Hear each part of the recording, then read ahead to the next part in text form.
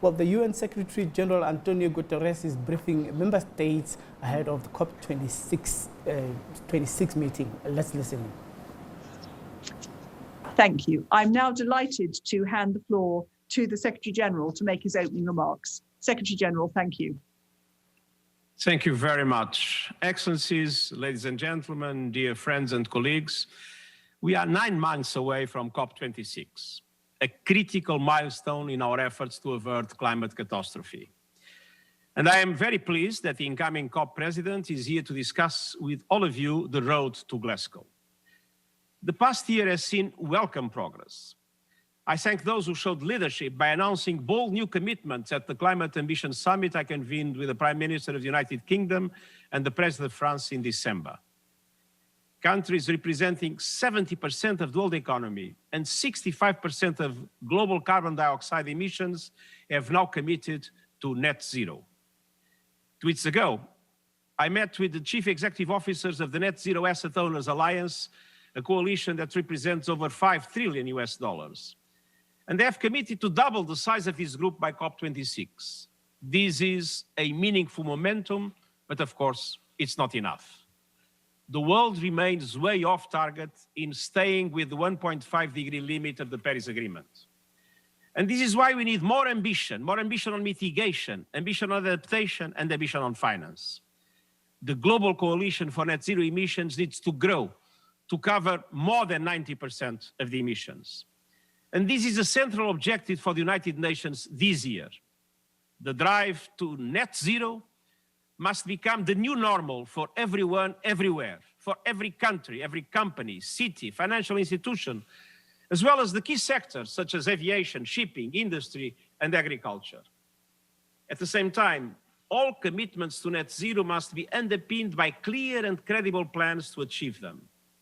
Words are not enough. By COP26 at the latest, all countries need to come forward with significantly more ambitious nationally determined contributions with 2030 targets consistent with a net zero pathway. The major economies and members of the G20 must lead the way. Developing countries, particularly the small island developing states and the least developed countries, must be given the support they need to enhance their climate ambition. The science and the economics are clear. Coal must be phased out by 2030 in OECD countries and by 2040 in all other countries in conjunction with a just transition. Investments in coal are a losing proposition. Financing for coal and other fossil fuels abroad must stop and be redirected towards the clean energy transition. Climate impacts in every region and on every continent are worsening. In the space of a few weeks, Fiji and other Pacific islands have been struck by 2 devastating cyclones. We need a breakthrough on adaptation and resilience, and this is also a priority for all of us and for the UN this year.